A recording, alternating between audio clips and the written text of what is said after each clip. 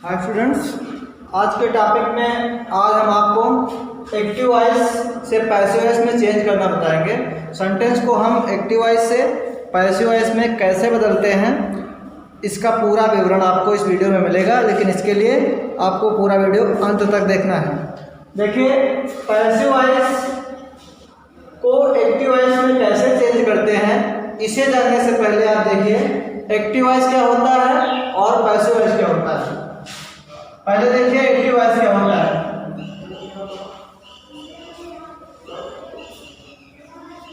Active voice, इसमें कोई भी सेंटेंस हो उसमें सब्जेक्ट की प्रधानता होती है, यानी जो वर्क होता है वो बाय सब्जेक्ट होता है।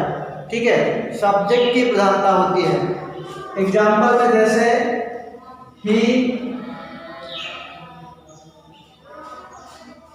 killed a snake, इसमें आप देखते हैं जो वर्क हुआ है, कौन सा वर्क हुआ है? स्नेक को मारने का, सर्प को मारने का।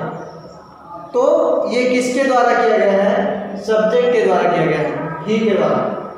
तो यहाँ पर आप ध्यान दीजिए, जिस कंटेंट में सब्जेक्ट की प्रधानता होती है वो वाक्य एक्टिव वॉइस का होता है।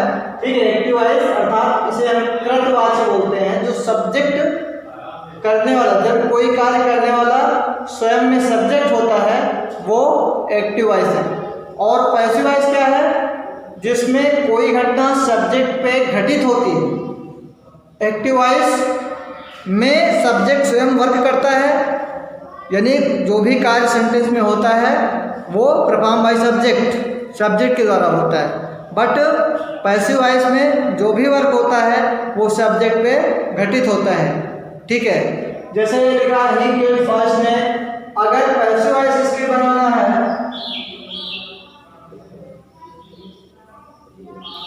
अगर पैसिव वॉइस बनाएंगे तो उसमें आप लिखेंगे और snake was killed by him. ठीक है, अब इसमें देखें स्नेक वाज किल्ड, यानी सांप को मारा गया। ठीक, इसमें ये पैसिव वॉइस है और ये जो वर्क हुआ है मारने का वो सर्प पे घटित हुआ है, ना कि हिम पे।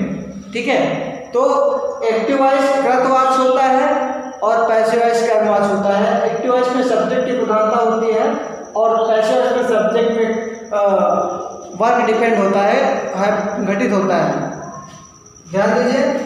अब देखिए एक्टिव वॉइस को हम पैसिव वॉइस में कैसे परिवर्तित करते हैं। उससे पहले आप देखिए कितने सेंटेंस की, कितने टेंस की हम पैसिव वॉइस बना सकते हैं। आपको मालूम होना चाहिए कि टेंस टोटल 3 होते हैं। कौन कौन से? प्रेजेंट, पास्ट, फ्यूचर, और तीनों के 4-4 पार्ट होते हैं, भाग होते हैं। टेंस केवल कितने होते हैं? 3। पहला प्रेजेंट, दूसरा पास्ट, तीसरा फ्यूचर। ठीक, ये 3 टेंस होते हैं। कितने टेंस होते हैं? 3, और इन तीनों के 4-4 पार्ट होते हैं। ठीक है, पहला पार्ट होता है इंडेफिनिट, दूसरा पार्ट होता है कॉन्टिन्यूअस, तीसरा पार्ट होता है परफेक्ट, चौथा पार्ट होता है परफेक्ट कॉन्टिन्यूअस। ठीक है, तो ये 4 पार्ट प्रेजेंट के हुए, यही 4 पार्ट पास्ट के होंगे और यही 4 पार्ट फ्यूचर के होंगे। ठीक, तो टोटल कुल मिला करके 4 टेंस प्रेजेंट के, 4 टेंस पास्ट के और 4 टेंस फ्यूचर के। तो टोटल कुल मिला करके कितने टेंस हुए? 12 टेंस होते हैं।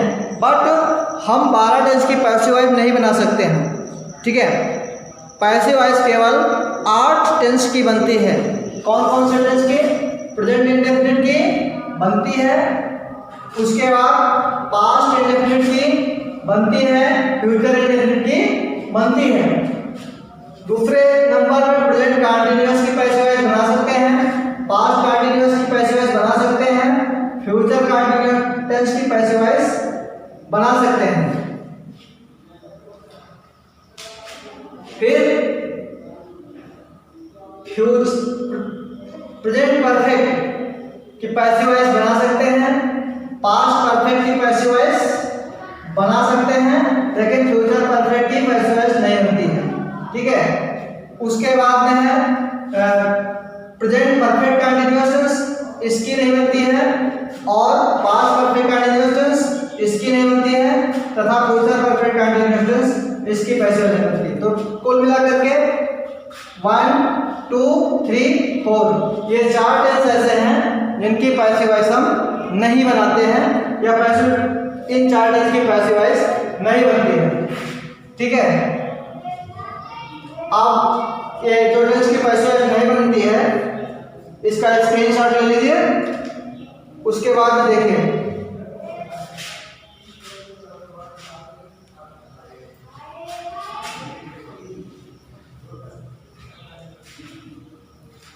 देखिए एक्टिव वॉइस का स्ट्रक्चर क्या होता है और पैसिव वॉइस का स्ट्रक्चर क्या होता है।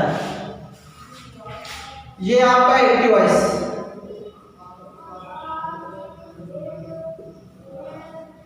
एक्टिव वॉइस में सबसे पहले हम सब्जेक्ट लिखते हैं, उसके बाद में वर्ब होता है, उसके बाद में ऑब्जेक्ट होता है प्लस अदर होता है। ठीक है, ये पैसिव, और जो हम इसकी पैसिव वॉइस बनाते हैं, ठीक, तो जो हमारा अगर हम पैसिव वॉइस में चेंज करेंगे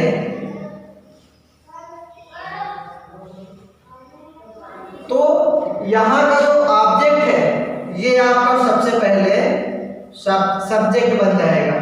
ठीक है, अब अकॉर्डिंग टू दिस सब्जेक्ट यहाँ पे जो सब्जेक्ट हुआ है इसके नंबर, पर्सन, जेंडर के अनुसार, ठीक है, और इस टेंस के अनुसार, जो भी टेंस है, प्रेजेंट इंडेफिनिट टेंस है तो उसके अकॉर्डिंग, पास्ट टेंस है तो उसके अकॉर्डिंग, जो भी टेंस है उस टेंस के रूल्स एंड रेगुलेशन तथा सब्जेक्ट, नंबर, पर्सन, जेंडर के अनुसार यहाँ पर हेल्पिंग वर्ब का प्रयोग होगा। ठीक है, हेल्पिंग वर्ब, सबसे पहले सब्जेक्ट लिखेंगे, उसके बाद हेल्पिंग वर्ब लिखेंगे। अब आप सेकेंड नंबर पे आपका वर्ब है, ठीक है, ये वर्ब यहाँ पर हेल्पिंग वर्ब के बाद आएगी, वो भी इन इट्स थर्ड फॉर्म के रूप में V3 यहाँ पर लगाएंगे। V3 मीन्स वर्ब की थर्ड फॉर्म। ठीक है, और नेक्स्ट आपको ये जो सब्जेक्ट है आपका, ये यहाँ पे ऑब्जेक्ट बन जाएगा, राइट, और इस ऑब्जेक्ट से पहले आपको एक न्यू वर्ड बाय का प्रयोग करना है। ठीक है, तो ये आपका पैसिव वॉइस का प्रारूप हुआ, ये एक्टिव वॉइस का प्रारूप हुआ। एक्टिव वॉइस में सब्जेक्ट, वर्ब, ऑब्जेक्ट होता है, और पैसिव वॉइस में सब्जेक्ट, हेल्पिंग वर्ब, वर्ब की थर्ड फॉर्म प्लस बाय, उसके बाद में ऑब्जेक्ट होता है। ठीक है, उसके बाद देखिए प्रेजेंट इंडेफिनिट टेंस की पैसिव वॉइस कैसे बनाते हैं। सबसे पहले टेंस आपका आता है present indefinite tense.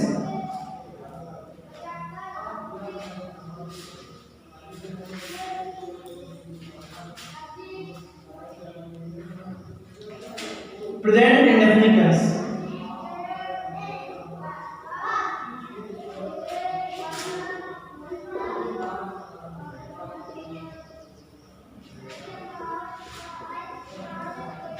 Present indefinite, तो इसका कोई भी सेंटेंस लीजिए, जैसे ही प्ले फुटबॉल। ठीक है, अब मैंने आपको एक्टिव वॉइस के स्ट्रक्चर में लिखाया है subject, verb, object plus other, अगर है सेंटेंस में आता है तो। ठीक है, तो यहाँ पर आपको 3 वर्ड लिखे हुए हैं, he plays, football. It is obvious that कि यहाँ पे ही सब्जेक्ट है और प्लेस वर्ब है, फुटबॉल ऑब्जेक्ट है। आपको पैसिव वॉइस में जब बनाना है तो प्रेजेंट इंडेफिनिट टेंस की हेल्पिंग वर्ब डू डज होती है, बट पैसिव वॉइस में मेन वर्ब से पहले ऑब्जेक्ट के अनुसार इसकी हेल्पिंग वर्ब क्या होती है, is and are. Present indefinite tense की पैसिव वॉइस की हेल्पिंग वर्ब पैसिव वॉइस में हेल्पिंग वर्ब इसकी हो जाएगी इज एम आर, और इसका प्रयोग आप करेंगे according to number person and gender of object of the sentence. Okay, sentence के ऑब्जेक्ट के नंबर पर्सन जेंडर के अनुसार पैसिव वॉइस में हेल्पिंग वर्ब का यूज किया जाएगा। अब यहाँ पर देखिए, मैंने बताया था आपको जो ऑब्जेक्ट होगा एक्टिव वॉइस का उसको पैसिव वॉइस का सब्जेक्ट बनाना है, राइट। अब देखिए सेंटेंस जो आपके सामने लिखा हुआ है, ही प्लेज फुटबॉल, उसमें ऑब्जेक्ट क्या है, फुटबॉल। तो हमें पैसिव वॉइस बनाने में ऑब्जेक्ट को सब्जेक्ट बनाना है, राइट। फुटबॉल को हम जो है यहाँ पर सब्जेक्ट बनाएंगे, फुटबॉल। अब हमने बताया पैसिव वॉइस में हेल्पिंग वर्ब जो है वो इज एम आर होती है, ठीक। और इसका प्रयोग according to number person and gender किया जाता है। यहाँ फुटबॉल सिंगुलर नाउन है, ठीक है। सिंगुलर नंबर के साथ एम नहीं होता है, आर हो नहीं सकता, क्या होगा, इज। तो लिखा जाएगा फुटबॉल इज। और सेकेंड नंबर देखिए, वर्ब की थर्ड फॉर्म आपको लिखनी है, ठीक है। प्ले की थर्ड फॉर्म प्लेट, प्लेट लिख दीजिए। ओके, फुटबॉल इज प्लेड, और उसके बाद में आपको क्या लिखना है, बाय लिखना है, बाय लिख दीजिए। बाय लास्ट में ही लिखा हुआ है।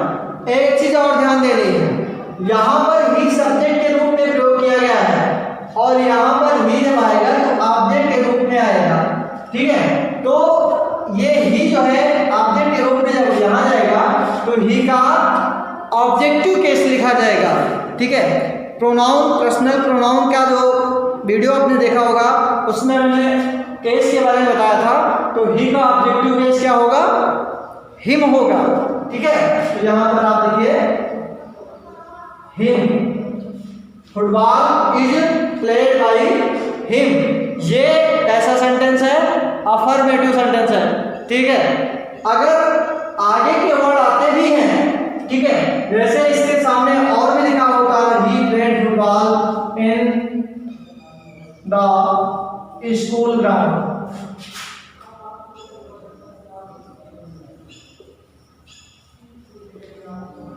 ठीक है। तो आपको अदर वर्ड से कोई मतलब नहीं है, आपको केवल जो है सब्जेक्ट से लेकर के ऑब्जेक्ट तक पैसिव वॉइस देखनी है।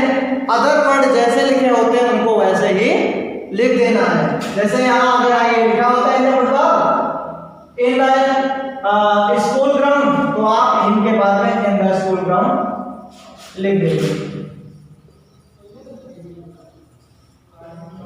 ठीक है। तो ये आपका हुआ अफर्मेटिव सेंटेंस, ठीक है। प्रेजेंट इंडेफिनिट टेंस का अफर्मेटिव सेंटेंस में इस प्रकार से एक्टिव वॉइस से पैसिव बनाई जाएगी। लेकिन अगर नेगेटिव सेंटेंस है, ठीक है, तो नेगेटिव सेंटेंस कैसे होता है, देखिए नेगेटिव सेंटेंस, नेगेटिव सेंटेंस। आइए let us take another example. They do not play cricket. They do not play cricket. They do not play cricket. तो इसमें आप देखते हैं सब्जेक्ट किसका, दे है, वर्ब इसकी प्ले है और ऑब्जेक्ट इसका क्रिकेट है, ठीक। क्योंकि सेंटेंस नेगेटिव है तो इसकी भी helping verb is am are भी होगी, ठीक है। एक्टिव वॉइस में प्रेजेंट इंडेफिनिट टेंस के हेल्पिंग वर्ब डू या डज नॉट होती है, क्लियर है, ठीक। बट अगर आप पैसिव वॉइस बनाएंगे तो वहां पर उसके हेल्पिंग वर्ब डू या डज नॉट का प्रयोग ना हो करके इज, एम या आर का प्रयोग एज ए हेल्पिंग वर्ब किया जाता है। तो देखिए यहां पर हमको सबसे पहले क्या लिखना है, ऑब्जेक्ट लिखना है, ठीक है। ऑब्जेक्ट इसका क्या है, क्रिकेट, क्रिकेट। अब मैंने ये बताया था कि अगर सिंगुलर नंबर पर्सन के अनुसार इसमें हेल्पिंग वर्ब आपको लगानी है, क्रिकेट के साथ क्या लगेगा, इज, क्रिकेट इज। उसके बाद में प्ले की क्या होगी, प्ले, क्योंकि सेंटेंस नेगेटिव है तो प्ले की थर्ड फॉर्म बनाने से पहले आपको नॉट का प्रयोग करना होगा, ठीक है। क्रिकेट इज नॉट प्लेड, ठीक है, वर्ब की थर्ड फॉर्म लिखिए, प्लेड।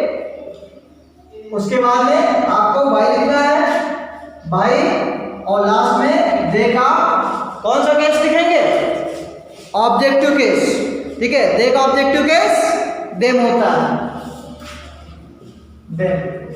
ये आपका नेगेटिव सेंटेंस हो जाएगा। आइए एक एग्जांपल लेते हैं।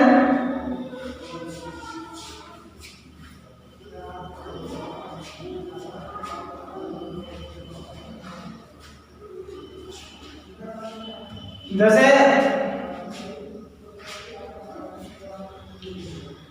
he teach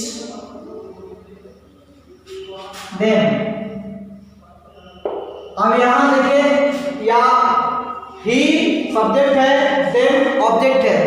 अब यहां पर them जो है यहां पर सब्जेक्ट के रूप में आएगा, तो them का यहां पर सब्जेक्टिव केस लिखा जाएगा, ठीक है।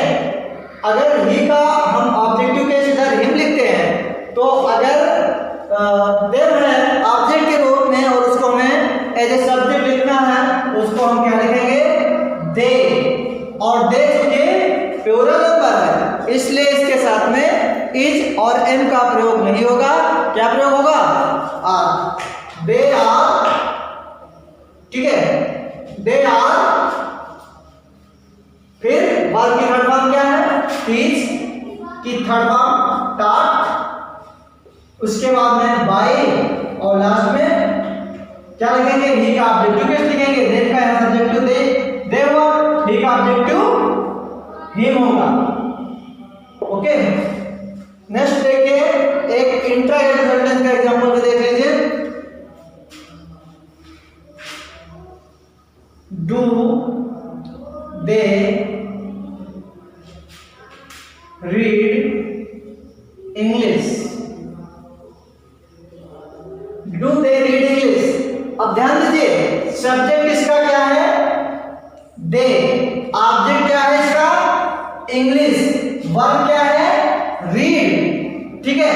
तो ध्यान दीजिए, the structure of passive voice in any sentence, चाहे वो अफर्मेटिव हो, चाहे नेगेटिव हो, चाहे इंट्रोगेटिव हो, इज नेवर चेंज। अगर ये इंट्रोगेटिव है तो इंट्रोगेटिव ही रहेगा, ठीक है। इसलिए आपको जहां पर डू लिखा है वहां पर इसकी हेल्पिंग वर्ब क्या लिखनी है, या तो इज होगा, या फिर आर होगा, या फिर एम होगा, जो कि पैसिव वॉइस में प्रेजेंट इंडेफिनिट टेंस की हेल्पिंग वर्ब होती है, ठीक है। मैंने आपको बताया ये था, एक्टिव से पैसिव वॉइस बनाने के लिए सबसे पहले ऑब्जेक्ट को आप सब्जेक्ट बनाइए, इंग्लिश, ठीक है। अब इंग्लिश चूंकि एक वचन है, ठीक है, they read English singular number है, सिंगुलर सब्जेक्ट है, तो यहां पर हम आर एम का प्रयोग नहीं करेंगे, क्या करेंगे, इज, ओके, इज इंग्लिश।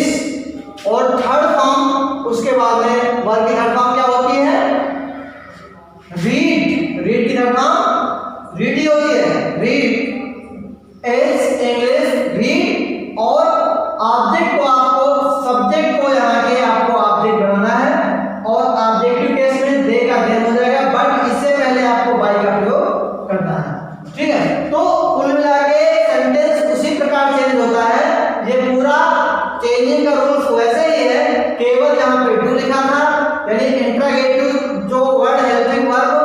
लगा के मैंने बनाया था, ठीक है। उसी इंट्रोगेटिव वर्ड सेंटेंस को इंट्रोगेटिव बनाने के लिए हमें हेल्पिंग वर्ब पहले लिख देने हैं, ठीक है। Is English red bye them. Next आपका आइए देखते हैं, क्योंकि इंट्रोगेटिव सेंटेंस दो प्रकार के होते हैं। एक वे जो हेल्पिंग वर्ब से स्टार्ट होते हैं, दूसरा वे भी होते हैं जो क्वेश्चन वर्ड से स्टार्ट होते हैं, जैसे व्हाई,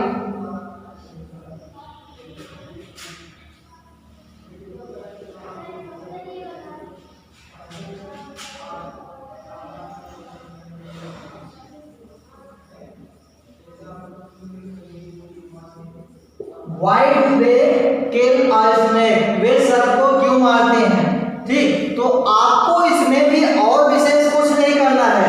क्वेश्चन वर्ड पहले लिखा हुआ है, ये वैसे ही लिखा होगा। जहां पर ये डू लिखा है वहां पर इसके हेल्पिंग वर्ब लगानी है, किसके अनुसार, ऑब्जेक्ट के अनुसार। ऑब्जेक्ट इसका स्नेक है, ठीक है। तो स्नेक सिमिलर नंबर है, इसलिए यहां पर इज लगेगा, और जो क्वेश्चन वर्ड है उसको क्वेश्चन वर्ड वैसे ही लिखा रहने देना है। Why is snake, ठीक। फिर जैसे पहले करते थे वैसे करते थे, killed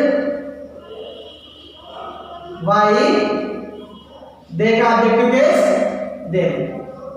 इस तरह से ये इंट्रोगेटिव सेंटेंस होता है। हाँ, कुछ एक हु वाला सेंटेंस होता है, उसका कुछ दूसरा रूल होता है, देख लीजिए। जो हु वाला सेंटेंस होता है, जैसे who teach you English, who teach you English. अब इसमें आप देखिए हु, जो वर्ड हु से स्टार्ट होते हैं उनकी पैसिवाइज बनाने के लिए हमको बाय हुम का प्रयोग करना होता है, right. By whom, by whom, by whom. अब ध्यान दीजिए, बाय होम ये सिंगुलर सब्जेक्ट है। बाय होम कैसा सब्जेक्ट है, सिंगुलर, इसलिए इसके साथ में क्या प्रयोग होगा, is. By whom is English, क्योंकि इंग्लिश ऑब्जेक्ट है, ऑब्जेक्ट आप हर हेल्पिंग वर्ब से पहले लिखेंगे, ठीक है। बाय होम इज इंग्लिश, फिर टीच की third form taught to you। और इसको दूसरे प्रकार से भी हम बना सकते हैं, इस सेंटेंस को एक प्रकार से दूसरे तरीके से भी पैसिवाइज बना सकते हैं। दूसरा इसका ये होगा, बाय होम तो लिखा ही जाएगा, by whom is compulsory in the reference of who. यदि हु से स्टार्ट है एक्टिव वॉइस सेंटेंस तो बाय होम का प्रयोग कंपल्सरी है, बाय होम लिखना पड़ेगा, by whom. Okay, by whom के बाद में हम यू को भी ऑब्जेक्ट मान सकते हैं, ठीक है। या यू को भी ऑब्जेक्ट मान सकते हैं। बाय होम के बाद में हम हेल्पिंग वर्ब, जैसे हम इंग्लिश है तो इज लिखे हैं, अगर यू को माने तो हम आर भी यहाँ पे लिख सकते हैं। By whom are you taught English. तो इस सेंटेंस को हम दो प्रकार से बना सकते हैं, ठीक है। ये आपका प्रेजेंट इंडेफिनिट टेंस का पूरा जो है एक्टिव से पैसिव वॉइस में कैसे परिवर्तन होता है, ये पूरा परिवर्तन करके अकॉर्डिंग टू रूल्स मैंने बताया, ठीक है। धन्यवाद।